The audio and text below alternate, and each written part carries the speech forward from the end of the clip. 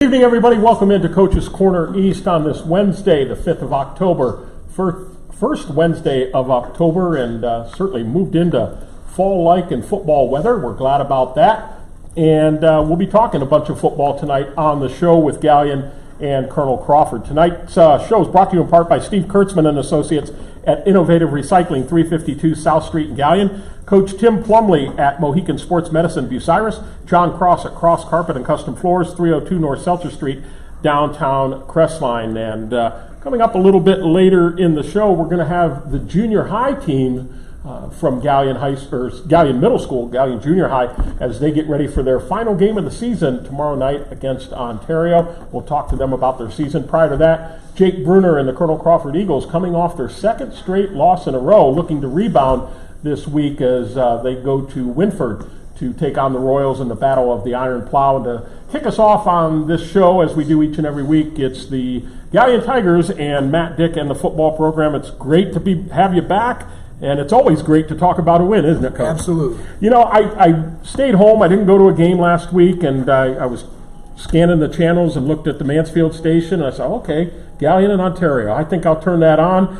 And, there's a lot of leagues around here where sometimes you get some really lopsided games, running clocks.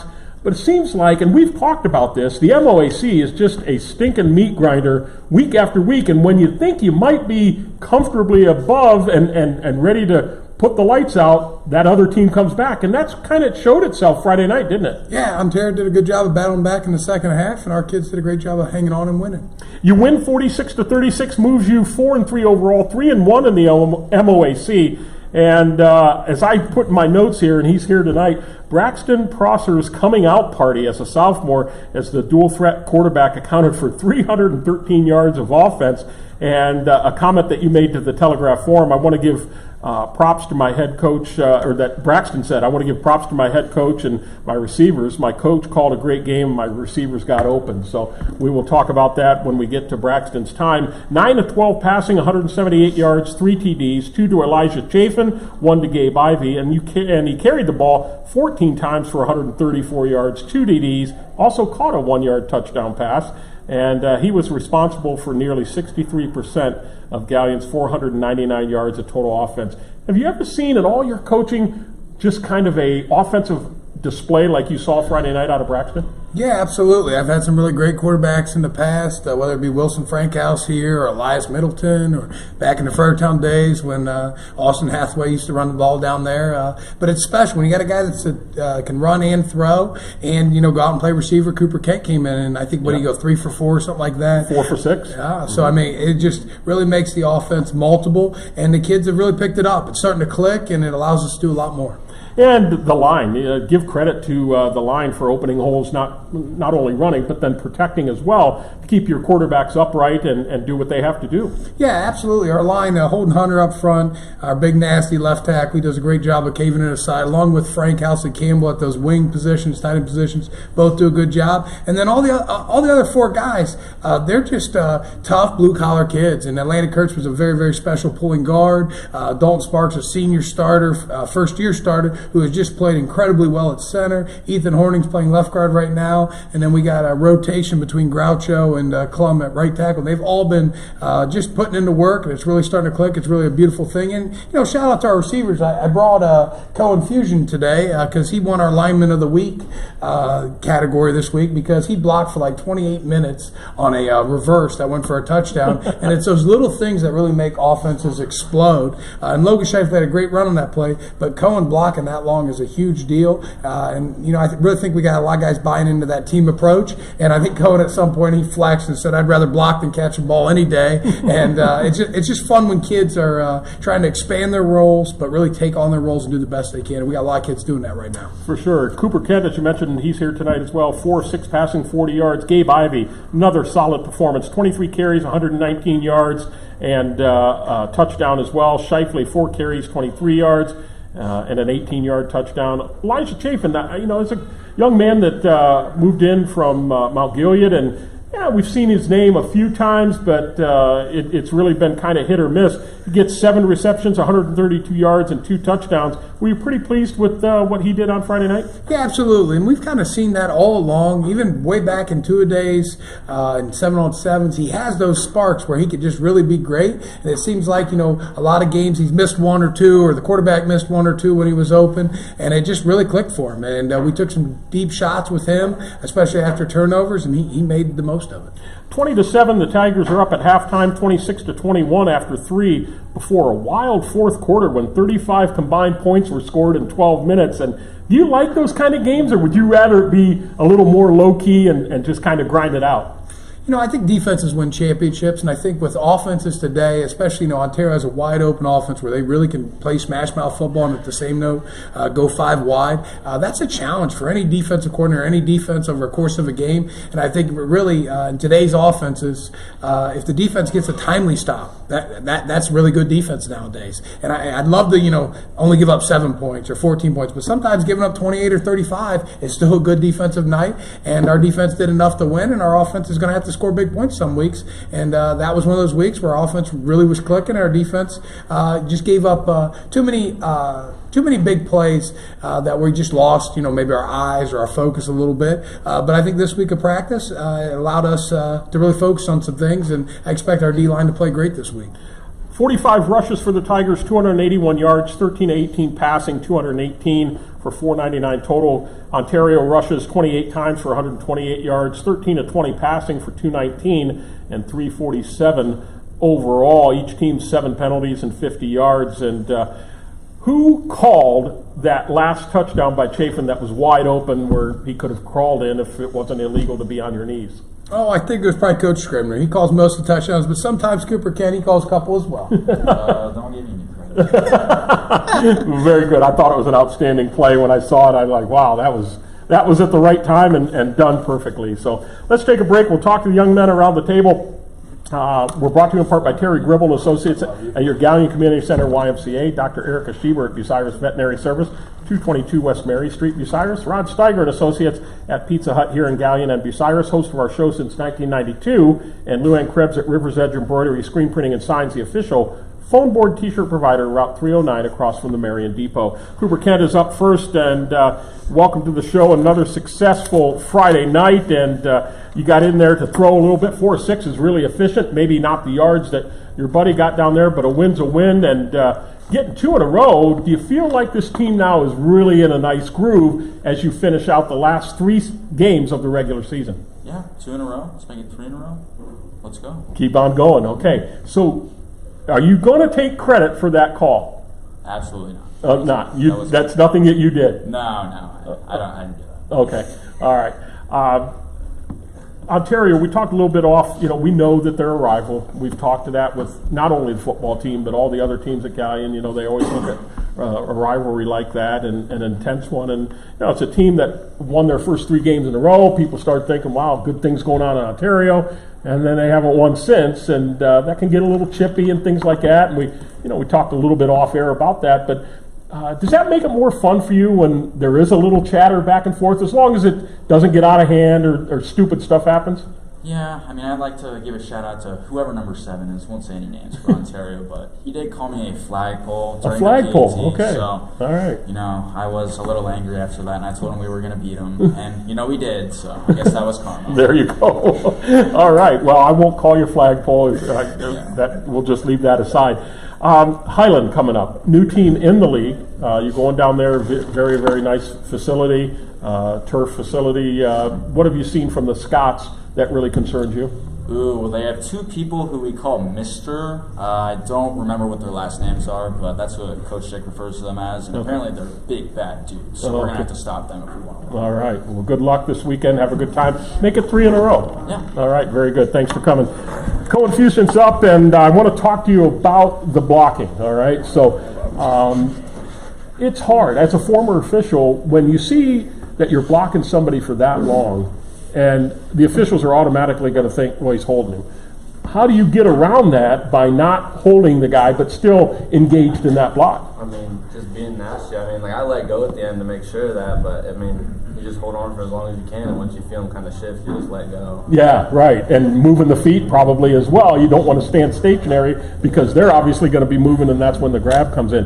Why does that give you so much satisfaction to do that? I mean, if you're blocking and some dude scores a touchdown behind you, that's your touchdown too, in my opinion. I mean, you basically make that play for him, so it's just as awesome as scoring a touchdown. Yeah, that's a great point, and I give you a ton of credit because, I think a lot of kids would want to be the ones that score and to do the nasty work and the stuff that needs to be done to help your team. That's the epitome, to me, of a team player, so I'll give you a lot of credit. How's practice been this week? Has it been pretty focused, ready to go for a tough Highland team that's got a nice record? I mean, they're sitting at 5-2 overall. Yeah, I think we've really blasted focus these last few weeks, and I think it's helped us just being a smarter football team and not make as many mistakes as we did in the first 3. Okay. Health-wise, how are you feeling going into week 8 from a physical standpoint? I mean, I haven't been dinged up much, so I've been feeling great.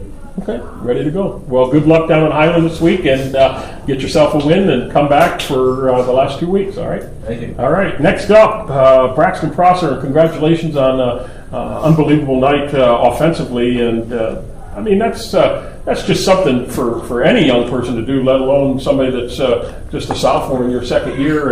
And I know, as most kids would say, I give a lot of credit to the line. What did they do specifically to, again, open those holes for you to run, but also protect you from the Ontario guys coming in and sacking you? They did exactly what the line coach teaches them. Play low and nasty, and they pulled nice. Kirschman pulled nice. Ethan Honing pulled nice. It was just a good game by them.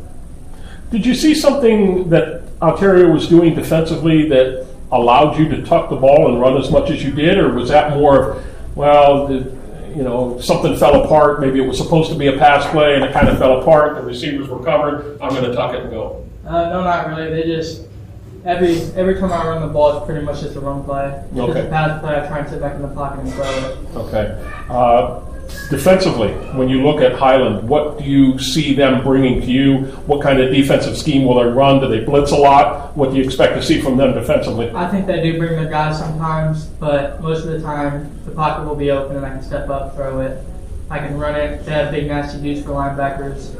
It all depends on how my line plays, how I run the ball. Yeah, we talked off air. You're not a big fan of turf, and they got a nice turf field down there. And I would think it would accentuate your speed and things, but you're not a big fan, are you? I mean, it does make you faster, but it's just turf burn. Turf burn's awful. Yeah, I guess the object there is don't get tackled, but that's not always an easy thing to do. Well, good luck. I hope you have another successful night on Friday night and bring home a win back to Gallion. Thank you. You bet. Next up is Holden Hunter, and boy, it sounds like you guys got after it. A lot of points scored, did your job on the Warriors. What did you think of both their lines, their offensive line, defensive line? Was it what you expected, or maybe not quite what you expected? They're both solid. I mean, they're both physical, but we just brought the medicine that week, and we just had to give it to them. Yeah, physically, how do you feel right now? I know being on the line, you got contact each and every play for sure, and you can get dinged up and nicked up going into week 8 here. How you feeling physically? I feel fine. I just going about my day, grind every day, get better. Just get after it. When you look at Highland, do you think they're stronger offensively or defensively, especially from a line standpoint? I'm going to say defensively, but they're both solid. They're solid on both parts. Defensively, they got Mr. Stevens. That's pretty good. Focus on blocking dudes and making holes for my boy Braxton here, so they can run very far. All right. Well, good luck. Have fun and bring back a win. Okay. Next up, it is where are we at? Carson Frankhouse, a junior, and thanks for coming to the show. And this. When you start winning games after games, I mean, it has to infuse a lot of spirit in you. And does that make practice that much more fun? Are you having fun at practice? It's not such a grind when you keep losing. Or is coach shaking his head over here? I saw some previews here recently, and you were doing burpees, so he hasn't let off the pedal on the conditioning, has he? No, we make sure every time we step on the field, we'll be ready to play from quarter 1 till the very end. Because last year, we gave up a lot of games in the fourth quarter, and it was a big emphasis this year. Yeah. And for practice, we still have our own little fun here and there, but we make sure we lock in when we need to so we can get the job done on Friday. Yeah, and that's a long season. You think, well, it's only 10 weeks, but you guys have been going at it with stuff in the summer and through the heat, and that can wear anybody down, and you got to keep things bright and fresh. And do you spend time, and I'm not going to ask you to reveal anything, but do you spend time putting in new plays, maybe some trick plays, things like that hasn't been seen on film that you can use in tight games? No comment. No comment. All right. Very good. Well, I appreciate that. Anything overwhelming specific with Highland, a new team in the league that you really don't have a history on that really concerns you? There's nothing really overwhelming. I feel like we just read our keys, do our job, fly around to the ball. If everyone does their job, I think we'll go to a winner. Okay, very good. Good luck. Have fun. And finally, we have, where's my sheet here? Jacob Chambers is a freshman, and thanks for coming to the show. I appreciate it. Positions you're playing on the team this year? Just mostly corner. Corner. Okay. Starting on varsity? Not starting. Not okay. You're getting some varsity time though. Okay. What has impressed you about this defense? I well, gosh, gave up 36 points, but how has this defense been able to shut down like an offense of Shelby a couple weeks ago and Ontario last week? I think we've all just done our jobs and just all got to the football game, tackle, just doing what we're supposed to. How have you gotten better from week 1 to week 8? Just lots of film, fix mistakes, do what we can. Day well. And you feel pretty good right now? Mm-hmm. All right, you excited about going down to Highland? A great opportunity for a team that maybe don't know a lot about, but you're pretty excited to go down there and see what you can do? Yeah. All right, well, good luck, have fun, enjoy it, and get that win back here to Gallion, okay? All right, we'll take another break, come back and talk to Coach here to wrap things up. We're brought to you in part by Don Barr & Associates at Gallion Building Loan Bank, Matt Studer at Spitzer Chrysler Dodge Jeep Ram and Kia 1 mile east of the Richland Mall, and Mark Osborne & Associates at E-Crane International serving worldwide markets from the Gallion Industrial Park. Coach, I would be remiss, and I know you don't like to talk about it, but I'm in the media, so I will. You're currently 9th in Division 4, Region 14, with an average of 7.87 points, 2 average points behind number 8 St. Mary's Memorial, and just a 1/10 of a point ahead of Wauseon. I'm sure, I'm not going to put words in your mouth, but I'm sure you and your coaching staff have started looking at it.